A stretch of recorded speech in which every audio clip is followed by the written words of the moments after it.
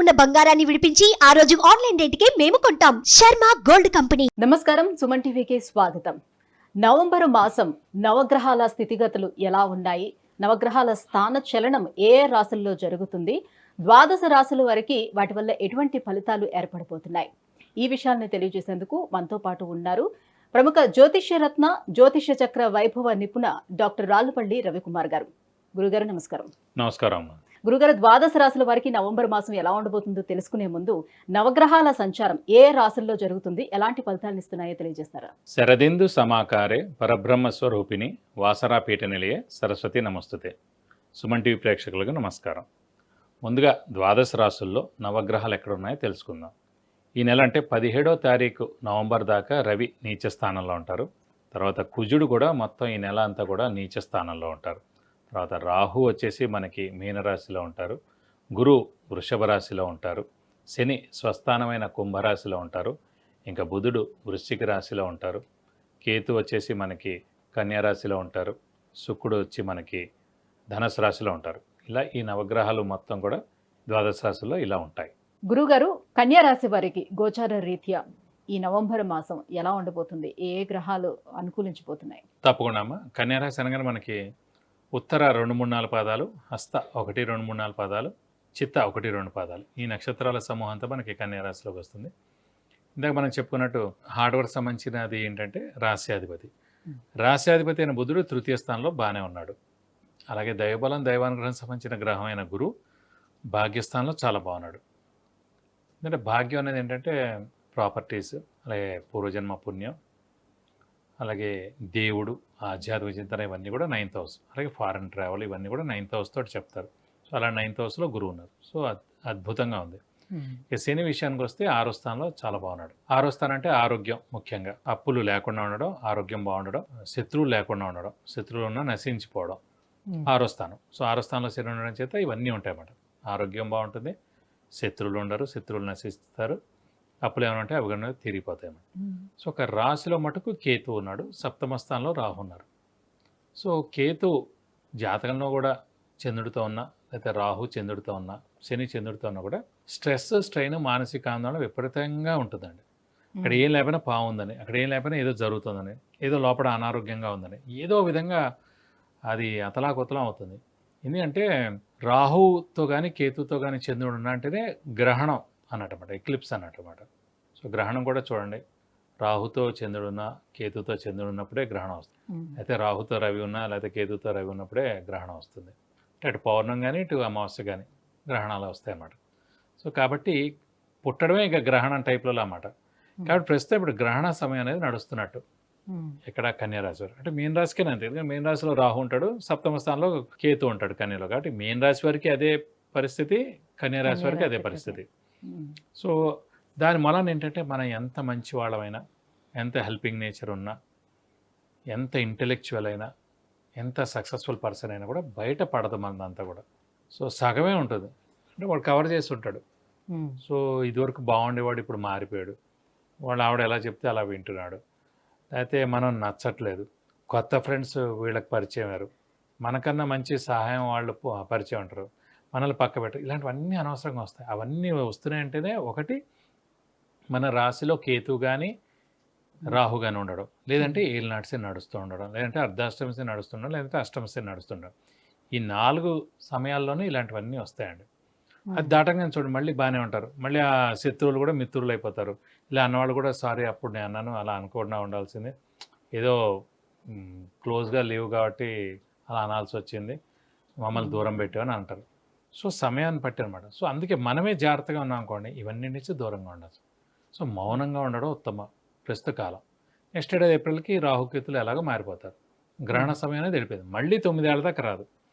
So 9 years safe కన్యా రాశి వారు.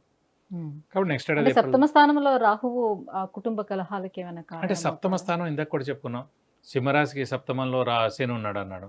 So భార్యాభర్తల మధ్యన వైవిధ్యం, పోట్లాట్లు, మనస్పర్ధలు రావడం, అలాగే బిజినెస్ పార్ట్నర్ తోటి.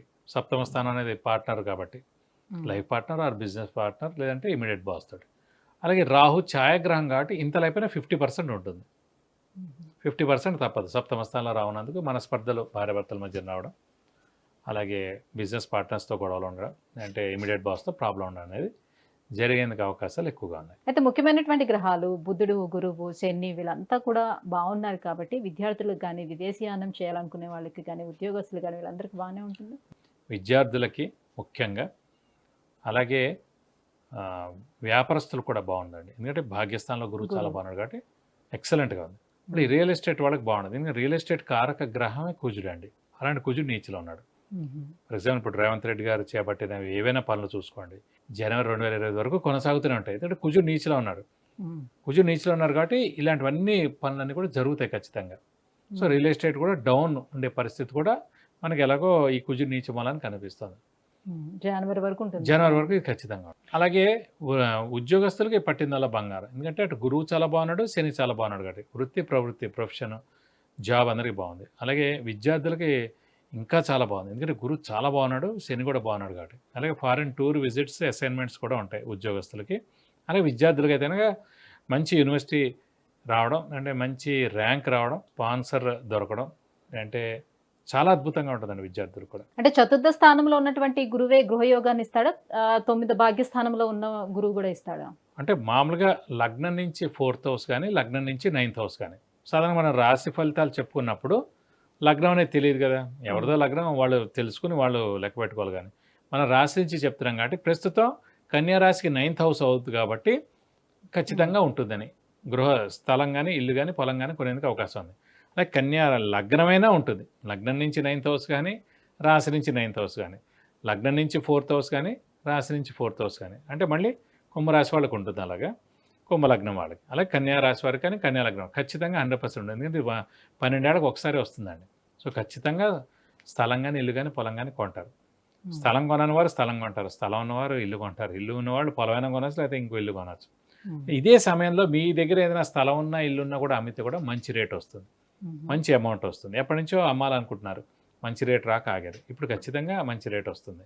సో దాంతో మళ్ళీ మీరు అమ్మచ్చు, మళ్ళీ కొత్తది కొనవచ్చు. అయితే రవి కుజులు కానీ, రాహుకేతువులు కానీ వీళ్ళు బాగాలేదు కాబట్టి, ప్రతికూలంగా ఉన్నారు కాబట్టి, సో వాళ్ళు ఏ పని తలపెట్టినా కూడా ఆ స్ట్రెస్, స్ట్రెయిన్ ఇవన్నీ కూడా చవి చూడాల్సిన అవసరం ఉంటుందా? ఖచ్చితంగా ఉంటుందండి. ఎందుకంటే ముఖ్యంగా కుజుడు లాభస్థానంలో నీచలో ఉన్నాడు. సో ఇన్ని మనకి ప్లస్ పాయింట్ ఉన్నా కూడా మెయిన్ ప్లానెట్స్ కూడా కొన్ని ఉంటాయి కాబట్టి, అది రవి అవ్వచ్చు, కుజుడు అవ్వచ్చు, శుక్రుడు అవ్వచ్చు, బుధుడు అవ్వచ్చు. ఈ రవి అంటే 17వ తారీఖు దాకా అయిపోతుంది కాబట్టి పర్వాలేదు. కానీ కుజుడు మటుకు జనవరి 21వ తారీఖు దాకా ఉంటారు కాబట్టి ఖచ్చితంగా కుజుడు నీచలో ఉన్నాడు కాబట్టి అడ్లు ఆట. కుజుడు అంటేనే బ్రేక్స్ అండి. కుజుడు ఎవరితో ఏ ప్లానెట్తో కలిస్తే ఆ సంబంధించిన పని బ్రేక్ అయిపోద్ది మాట. సో ఖచ్చితంగా కుజుడు మనకి లాభస్థానంలో నీచలో ఉన్నాడు కాబట్టి పనులకు ఆటంకాలు కలిగేందుకు అవకాశాలు ఉన్నాయి. కానీ గురువు శని దాన్ని అధిగమిస్తారు కాబట్టి అంత ప్రాబ్లం ఉండదు. మెయిన్ గురువు శని అనేది 100 ఉన్నారు కదండి. సో కుజుడు అనేవాడు ఏం చేయలేడు కన్యారాశి వారు. ప్లస్ కన్యారాశికి అధిపతి బుధుడు కుజుడు శత్రువులు అన్నమాట. సో శత్రువులు నీచ స్థానంలో ఉన్నారు, నష్టమేం లేదు. అలా ఉపయోగపడుతుంది తప్ప కన్యారాశికి నష్టమేం లేదు. అయితే కన్యారాశి వారు ఏ దైవాన్ని ఎక్కువగా ఆరాధన చేస్తారు? ప్రస్తుతం మటుకు ముఖ్యంగా ఇటు సప్తమంలో రాహు ఉన్నాడు, ప్లస్ కుజుడు నీచలో ఉన్నాడు కాబట్టి 2 గ్రహాలు కూడా సుబ్రహ్మణ్య స్వామి అమ్మవారిని, అంటే రాహు అయితే అమ్మవారు ప్లస్ సుబ్రహ్మణ్య స్వామి అనుకోండి, కుజుడు సుబ్రహ్మణ్య స్వామి శివుడిని అనుకోండి, ప్లస్ రవి కూడా నీచలో ఉన్నాడు కదా ద్వితీయ స్థానంలో, కుటుంబ స్థానంలో.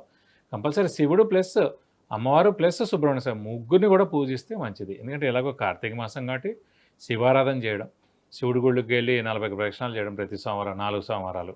అలా కుజుడు మటుకు ఖచ్చితంగా నీచలో ఉన్నాడు కాబట్టి ప్రతి మంగళవారం ఈ ఒక 8-12 వారాలు కుజుడు నీచలో ఉన్నంతసేపు ప్రతి మంగళవారం ఉపవాసం ఉంటే మనకు ఆల్రెడీ మిగతా గ్రహాలు చాలా బలంగా బాగున్నాయి కాబట్టి ఆ ఒక్కటే మైనస్ ఎందుకు ఉండడం అనేది, ఆ కుజుడు నీచలో ఉన్నాడు కాబట్టి జనవరి 21వ తారీఖు 2025 వరకు కుజుడు నీచలో ఉంటాడు కాబట్టి ఆ ప్రతి మంగళవారం ఉపవాసం ఉంటాను మనకు అన్ని విధాలు మంచి చేకూరుతుంది. గురుగారు, కన్యారాశి వారు ఏ దేవుడిని ఆరాధన చేస్తారు? వీళ్ళు అన్ని రాశి ఫలితాలకి ఎలా చెప్పుకున్నాం, అంటే ఏ దేవుడిని ఎక్కువగా ఆరాధిస్తారు.